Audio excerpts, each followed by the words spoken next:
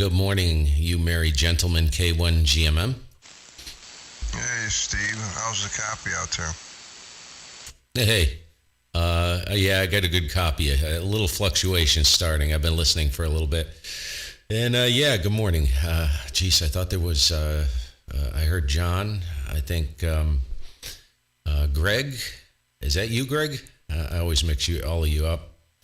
Mike, good morning. I think Mike was in there too. And geez, I probably missed someone, and my apologies. Hope everybody's doing well there. You're doing pretty good, Steve, and a good morning to you. And I don't know if you mentioned Jeff in there too, but you're doing pretty good. That's the other one. Good morning, Steve. You're really light here. Yeah, I'm not getting. Yeah, everybody was really. I'm always late to the party. I mean, what is that? Yeah, I've only, for some reason, I don't have a lot going out, and I don't know if I foobarred the load on the app. I may have done that, so I can check that.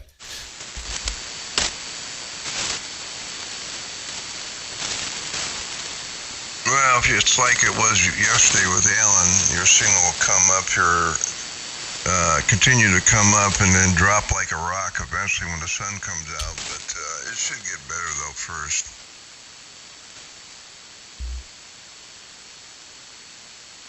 Yeah, let me recheck that. You guys carry on.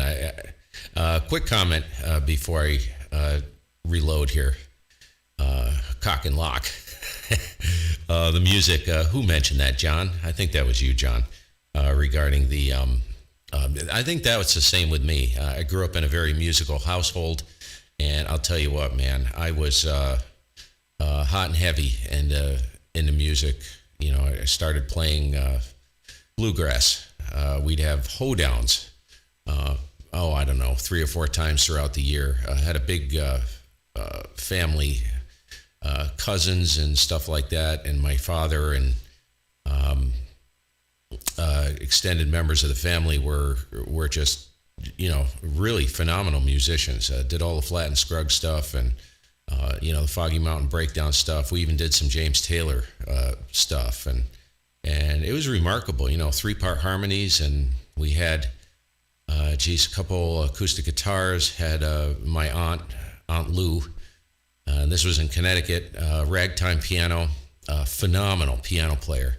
So we had piano and, banjo, harmonica, and oftentimes my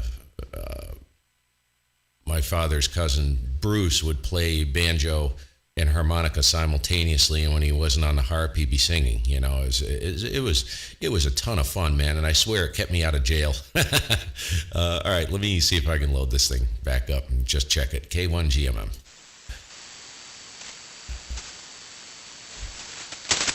Sound like a fun time at the family reunions. It was a lot of I don't know.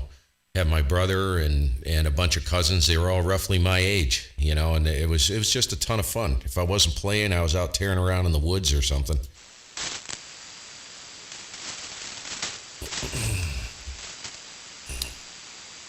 Nothing like that existed in our family. We had large family reunions, but it was never musical.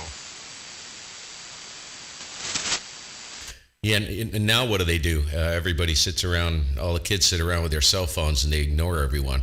I'll tell you what, man, if I tried to pull that when I was younger, I'd have my, my right or left or both cheeks would be a little red and bruised there, over. Yeah, what we used to do back in those days wouldn't work today. Yeah, the kids would just have a revolt. They would look at us kind of funny. WB9DNZ.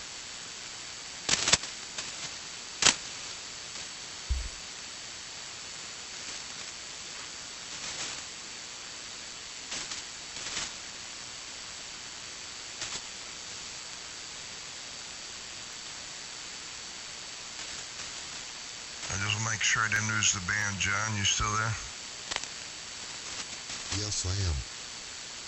Well, you're down a little bit, but not bad. The band was actually in pretty good shape last night. Yeah, it was.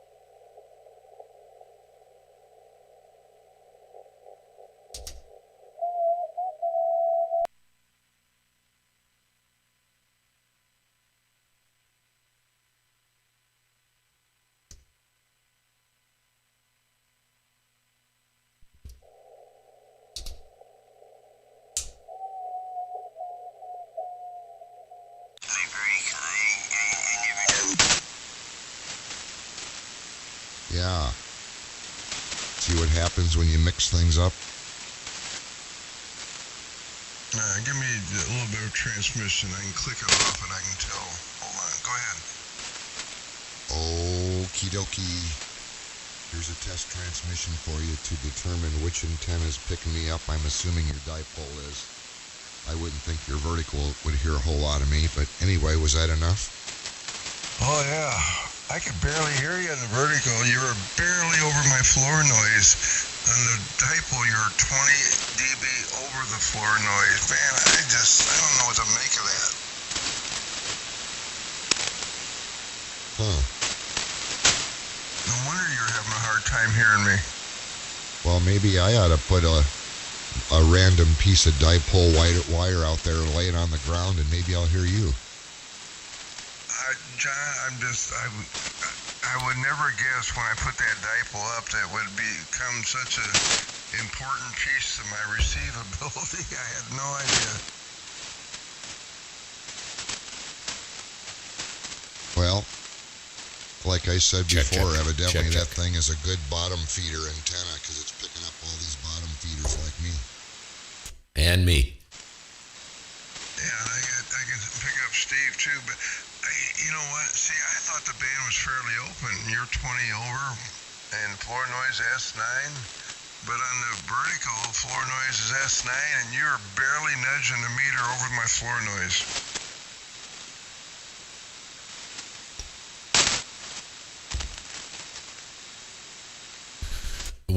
What's your noise floor there? S9. Oh gosh.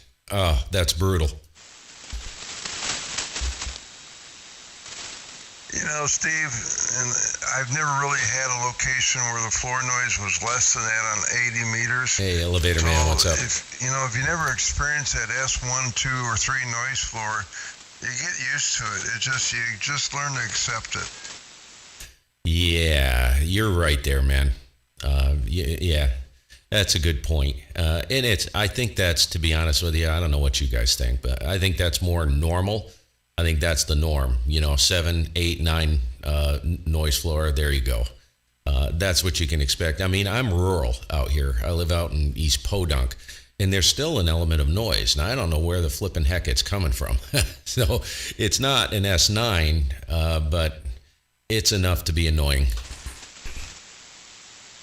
Well, yeah, and I'm rural.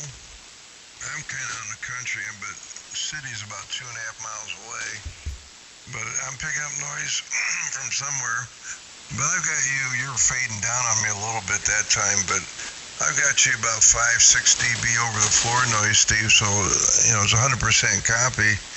At the end of the day, it's just a matter of getting a signal to noise ratio that works, and for everybody who usually can hear me, I can usually hear them pretty good, so it tends to work out.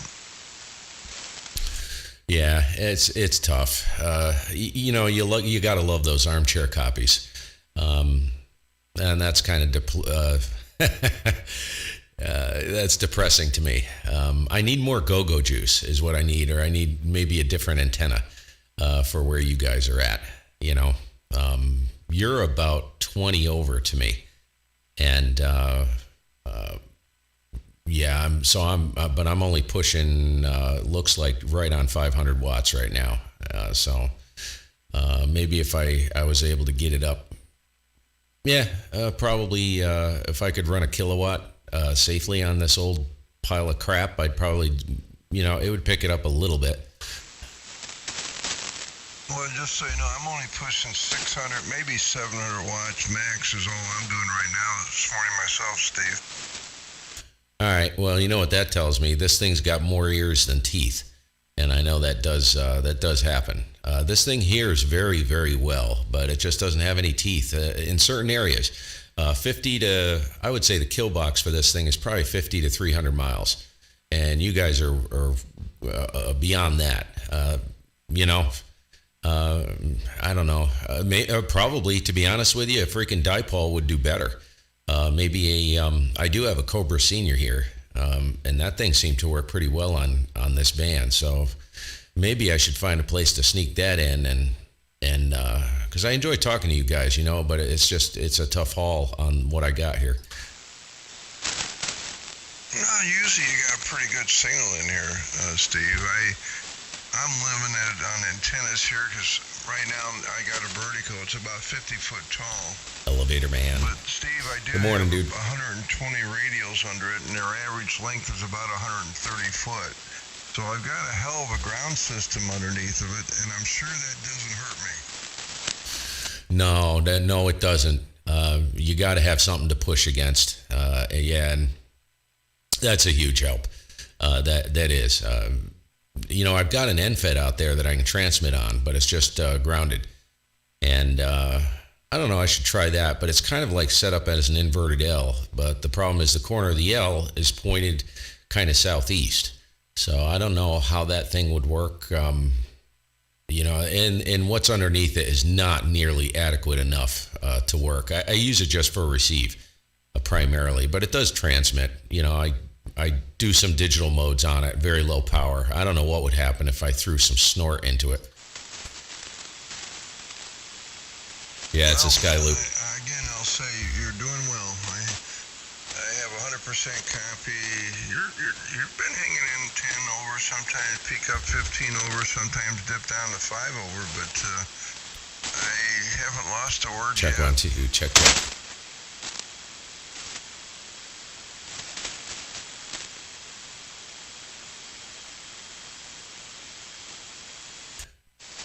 Yeah, boy, there is some fading, because you were down to about a 10 over on that one, and you were, at times you were 25, almost 30 over. So yeah, it's kind of up and down. We're in that time, I think, right? Okay, well, same here. Jeff, what was that you said? Jeff is here, but the band is kind of not.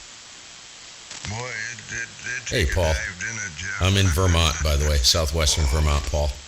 Hey, Greg, Yeah, John. is that Rick you're talking to? Rick, no, I was talking to Steve and Jeff. Oh, Rick's not there? He can't even hear me. Usually they got a good copy on me. Boy, the band is horrid. You would hear him a lot stronger than you're hearing me if he comes on. Oh, not much. 718. I don't know, maybe 8 inches, something like that. Not too much. Where are you at? Are you east of me? Hey, I'm going to send you guys a link to this song that I was thinking of last night, and tell me if this doesn't sound like the lead singer for AC/DC, only in the 60s. Okay.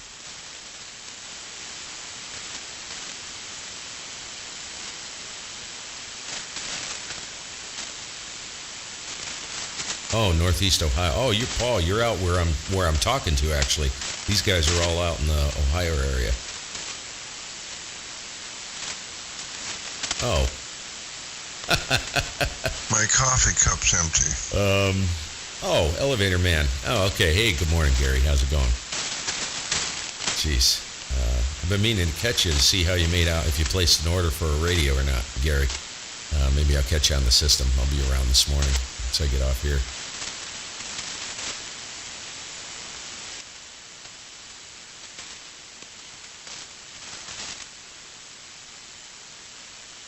since the band is kind of taking a nosedive here, I'm going to go get some coffee and toast me a bagel, but I will be back. WB9DNZ. Okay, Greg. Okay, see you, Greg.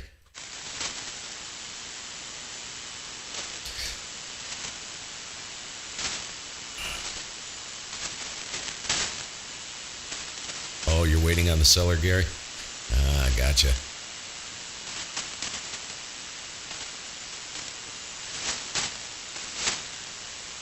No, band is wicked noisy this morning. Hey, have you guys got a lot of static crashing over there? It is really bad here. It's almost like summertime conditions.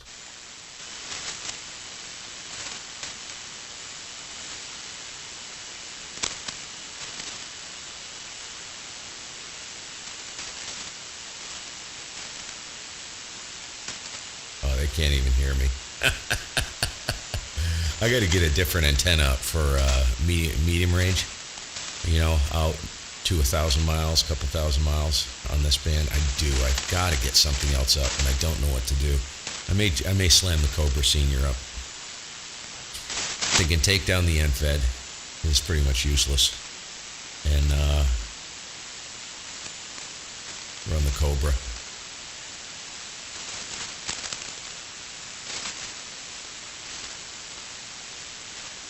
Wish I could get a G5 RV Senior in here, the big dog. Like, what are those, 204 feet, something like that? This loop is an NVIS loop. It's a sky loop, and the radiation angle is way too high. All the fires, that's, you know, it's like 50 to 300 miles is kill box for this antenna. I've actually worked DX on it, but I don't know if it's the way it's, the position and where it's fed, or what's going on. But going west, I can't go west from here anyways, but right now, Gary, probably not. They might hear you. Band's stretched out, I think still. Well, let me get I'll get the gray line up here, see where exactly gray line is. But let's see, what do we got? Oh yeah, we aren't at, looks like gray line is just approaching. So it's probably still a little long. I would say another half hour. I'd hear you gangbusters, Gary, for sure. Because I can hear Scott. When Scott jumps in, he's only about 30, 40 miles north of me. I can hear him, and he's usually 20, 30 over. But that's after it's daylight. I don't know.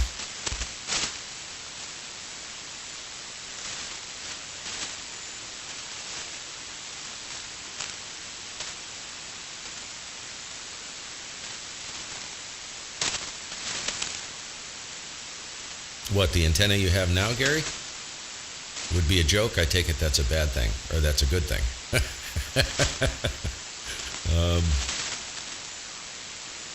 I'll tell you, the guys that run like these full-size G5 RVs are like 204 feet long. I'll tell you, man, those things freaking kick ass. A couple of guys I know, Jerry, he's down in Lanesboro, Massachusetts. That thing friggin' rocks. He's like sometimes 50 over to me. It's crazy. And he talks to Florida pretty much every morning, no problem.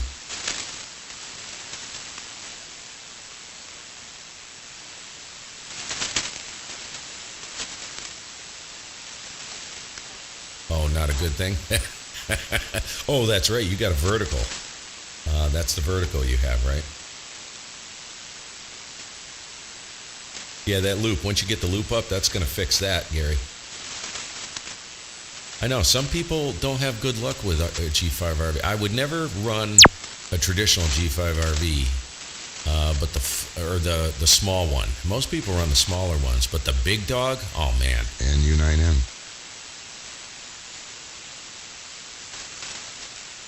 K1 GMM.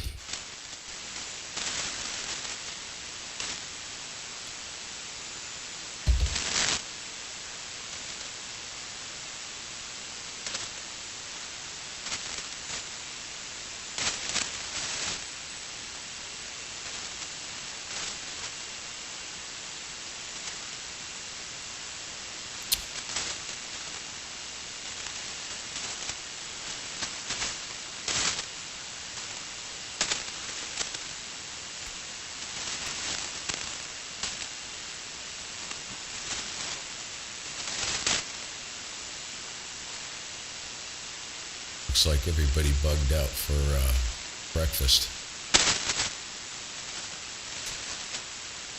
Oh, hurt me. Oh.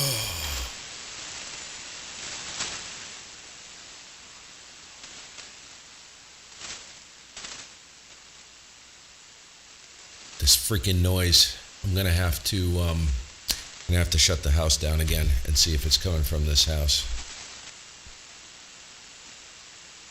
I am just not in the mood to do any antenna work. You guys, I don't care. I'm just not in the mood to go play outside in the snow, hauling antennas up and down. What I really should do is, because I spend so much time on this band, it's hard to beat a resonant dipole. I should cut a resonant dipole for the bottom part of this band, which is where I spend all my time. Maybe cut it for 3700, and that'll put me into the DX window. So did the band get any better where I was going? Not a bit. Well, I'm thinking about it, John. That Star Trek Discovery is on CBS on Thursday night, which would be, tomorrow night? Usually, I don't know if it's 8 or 9 o'clock. It'd be 8 or 9 o'clock your time, but just something that you think about. You want to see what the new Discovery's like, you can watch it on CBS. Yeah, 17 been good? I take it it's been good, Gary. See, that's the other thing too, man. See, the Cobra would give me 17. That's food for thought. I keep forgetting to check that Star Trek schedule.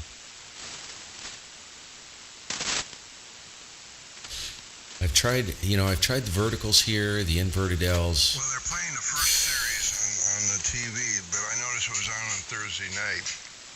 So, I did work. yeah, you just want to get a taste of it and see what it's like, if you'd like it or not.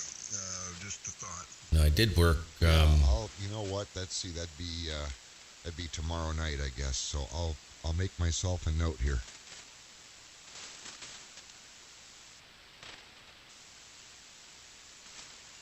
I tried. When I put up the 160 meter quarter wave inverted L, had a folded counterpoise underneath it, and first contact on that thing was actually Italy on 160 meters on 5 watts. Did you listen to that song, Greg? But that was literal luck. That was just luck.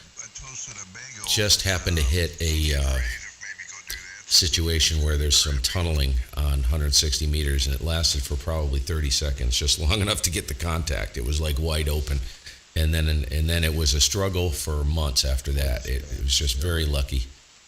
And I did work Oregon West Coast on 160 on FT8, but worked Texas on it on phone. So yeah, it worked okay, actually. I mean, it wasn't too bad, but not the most practical antenna for this QTH. Really, I just wish I had more property. These antennas for this band, they're big, and they take up a lot of room. So I don't know what to do. Very frustrating.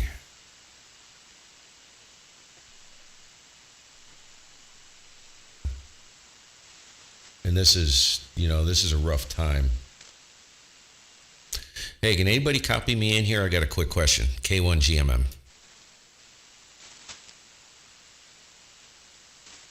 I can just hear you, Steve. What's your question? I forgot. I forgot. Can you believe it? What the heck was I going to ask you? It was really important too. Flippin' heck, man. Good Lord. It came in. I was like, oh crap, I got to ask these guys this question. And it just went right out of my mind. So, forget it. I got to go I should be on medication or something, John. The heck was I going to ask him? Well, it'll probably come back to you.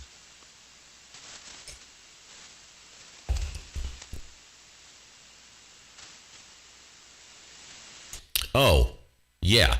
Are you guys in here at night? I heard somebody mentioned, I don't know, a little bit ago.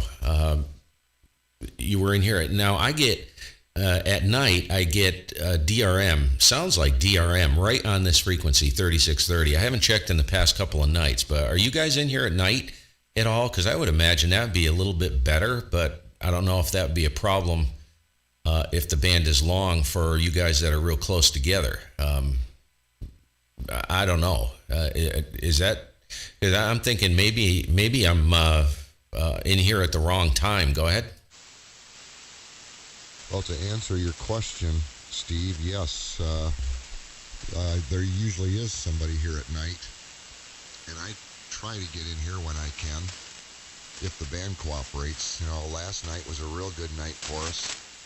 The night before was not a good night, so it's kind of hit and miss, but yes, there's a bunch of us that try to get in every night as well. Steve, go ahead. Okay. Is that later? John, is that like 10, 11 o'clock? No, it's usually a little earlier than that. Eastern time around anywhere between 6 and 9 probably would be the prime hours. Oh, okay. Cool beans. All right. Well, I'll give it a check. The reason why you haven't heard me, and I know the copy's light, so I'll keep it short. The reason why I haven't been in here is because my schedule is kind of shifted. I've been up later at night. Usually I don't get to sleep till about 11, and I usually don't. I can't sleep beyond like 5 or 5:30. And what's been happening is I'm going to bed later, and I'm waking up later now. So the window has come and gone in the morning there. Over. Right. Well, you know, I'm thinking the prime time for you at night would probably be, I'm going to say about 8 o'clock your time, because the band is just starting to stretch out at 7 o'clock here. So I would say around 8-ish. You might try that time slot. Okay. What do you think? I mean, this is a stupid question, but you may know off the top of your head. What do you think air miles are between you? Oh, wait. You're in Virginia, aren't you, or something? I'm not sure what you asked me. You asked me where I am? Yeah. Are you in Virginia? No, I'm in Illinois, Northwest Illinois, Dixon, Illinois. Oh, okay. No, you're out in the Midwest. Mileage-wise, what do you think that is from here? Like 800 miles, 900 miles, maybe? I would say all of that. Yep, that'd be my guess. All right, so that is a little bit of a stretch. I was just talking to the guys on the stream about what to do about an antenna. I really need a different antenna once things stretch out, and I'm just trying to figure out. I'm almost thinking, you really can't go wrong with just a resonant freaking dipole. So I'm thinking, why don't I just see if I can sneak in I have to take one antenna down, the end-fed I can remove, and I could probably slam a resonant dipole for the lower portion of this band right up in place of that. And it shouldn't, the other antenna shouldn't see it if it's a monobander. So maybe I'll try that. Go ahead. Yeah, well, a dipole would probably be your best bet, I would think. But, for it to be directional, it would have to be a halfway length above the ground. And what's that, 140 feet or so? So I don't know. I think it's probably more about timing in the day than it is what kind of antenna. Unless you had a vertical. If it was vertical to vertical, Steve, I'm sure you and Greg could do a really good job with one another, because he's got a vertical out there. So being inherently low angle, that'd be your best bet for distance. But otherwise, you just have to wait on the band like the rest of us. All right. That's the problem with the loop I'm on right now. Most of the radiation is about 83 to 87 degrees. It's going straight up. And you're right, getting a dipole up to become directional is probably, it's not, I can get it up 100 feet, but it's still not high enough. So, yeah. It's funny because I'm listening on two antennas right now, vertical, which is actually kind of an NVID. I call it a kink sloper. It's not quite vertical and it's not quite an inverted L. It terminates at about 100 feet in the air. And Greg is always bombing in here. And I've got two. I listen on both antennas simultaneously and transmit on the loop. And that vertical, it does make a difference with some people, not everybody, but Greg, and that's probably the reason why Greg's just slamming in here all the time. It's because it's because of that vertical I'm listening on. I'm mixing the two, and it's remarkable, the difference. I keep shutting it off, trying to figure out if it's worth having it on, and yeah, it is most of the time. Over. Oh, yeah. Check, Greg does check. a lot better than the rest of us with distance because of that lower angle that he's got. And Steve, you're actually getting up to a level I can hear you quite well now. But boy, the signals are really bouncing up and down. But you're starting to come up there, Steve. So it's getting better. Okay. Oh, good. So maybe it's starting to stabilize. That's what I noticed happens in here. So that's pretty cool. Yeah, you're just about 20 over to me. So that's and that's much improved over like 10 minutes ago. K1 GMM. And U9M. Check.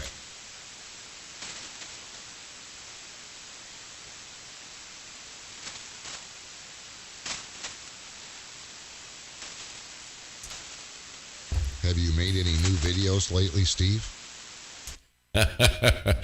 I'm just about ready to.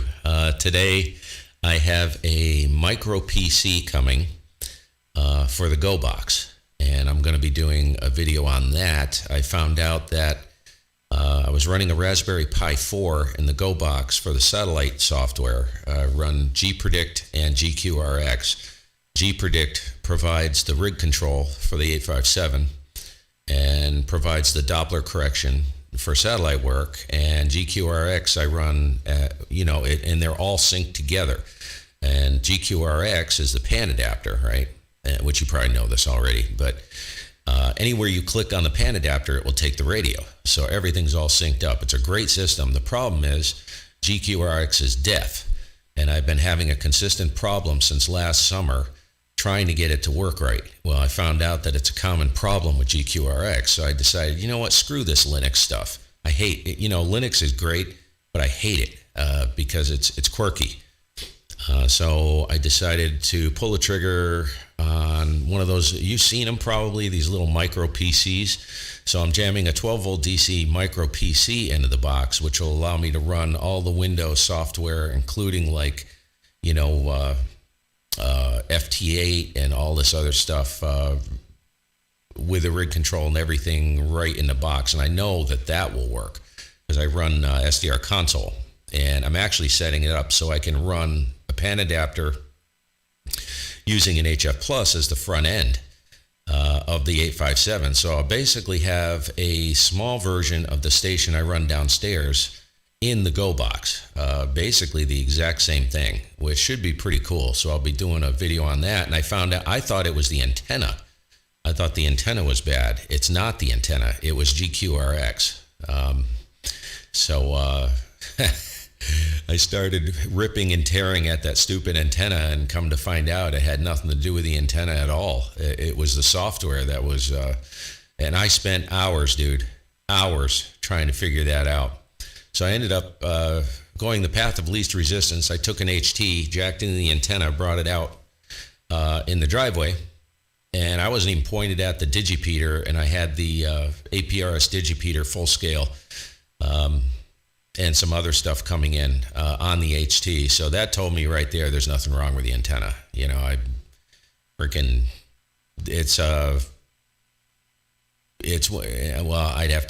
have to see it. I'm not going to explain it, but yeah, Yeah, so that's the little project that's arriving today. Probably tonight I'll start working on that and getting that in there, but it's going to take a while to get all the software installed and get the operating system hoed out, leaned out, because you know what Windows 10 is like. So once that's done, I should be good to go. I've got, I don't know how many hours into that project, and it was foobarred right out of the gate. Over.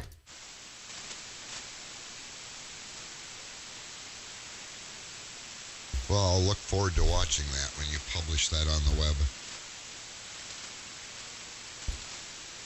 Well, you probably know how I do things. I'm not going to check to see if it works first. People need to see failures as well. So I'll post it and I'll try it and see if it actually works, and you got to let people know that not to try something or at least present the truth. You know what I'm saying? Either I'm too inept to do it right, or maybe this is something people shouldn't waste their time with. The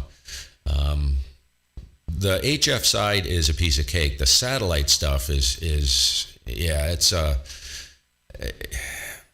it's a challenge just to operate it, right? But to get the system going so it works every time and it just works is a real, for me, it's a huge challenge.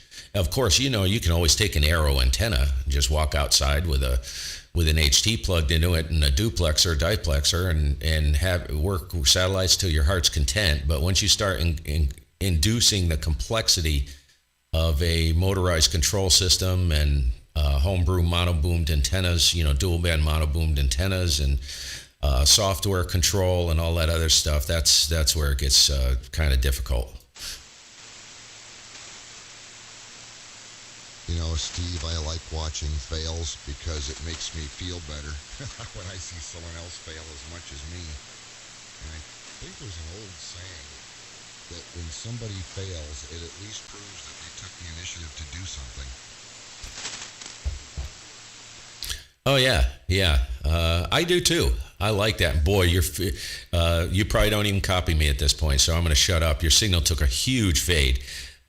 So let me be quiet, see if any of the other guys are back. K1 GMM.